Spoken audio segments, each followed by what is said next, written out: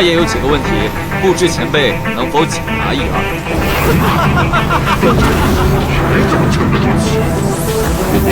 我怕你知道的太多。前辈说了这么多，想必也未见得就有把握能拿下才行。在那人身上，可还得了其他的东西？他是指那虚天残土。